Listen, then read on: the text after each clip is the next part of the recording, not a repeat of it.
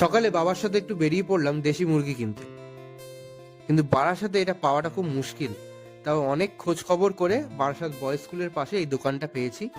তোমরা যারা নিতে চাও বারাসাত বয়েজ স্কুলের পাশে আসবে, তাহলেই দোকানটা দেখতে পাবে।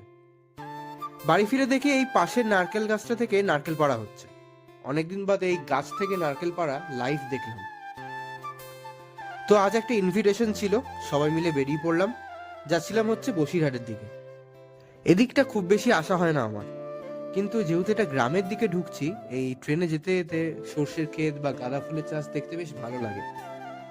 তো যেখানে ইনভিটেশন ছিল ওখানে পৌঁছে একটু বেরোলাম গ্রামটা ঘুরে দেখতে। এই দিদা নিজের বাড়িতে বিভিন্ন রকমের ফুলের গাছ লাগিয়েছিলেন। শুধু ফুল গাছ না, বিভিন্ন রকমের সবজিও এখানে ছিল। তো আমাদের উনি কিছু গাছের চারাও দিয়েছেন, আমরা সেটা বাড়িতে লাগাবো। এত সুন্দর একটা বোগেনভিলিয়ার গাছ আমি অনেকদিন পরে দেখলাম। এবার তোমাদের একটা ইন্টারেস্টিং জিনিস বলি। আমরা যত হসপিটাল বা নার্সিং হোমে এই সাদা চাদর, গজ কিংবা ব্যান্ডেজ গুলো দেখি না, সেগুলো এখান থেকেই তৈরি হয় আর এখান থেকেই এক্সপোর্ট হয়। তোমাদের আরো একটা জিনিস দেখাই। এটা একটা পুরো পুকুর, আর এই পুকুরে ঠিক মাঝ বরাবর এই দেখো খেজুর গাছের কত সারি। আজ এখানেই শেষ করছি, কাল আবার একটা নতুন ব্লগের সাথে দেখা হবে। চ্যানেলটা যদি ভালো লাগে অবশ্যই লাইক অ্যান্ড সাবস্ক্রাইব করো।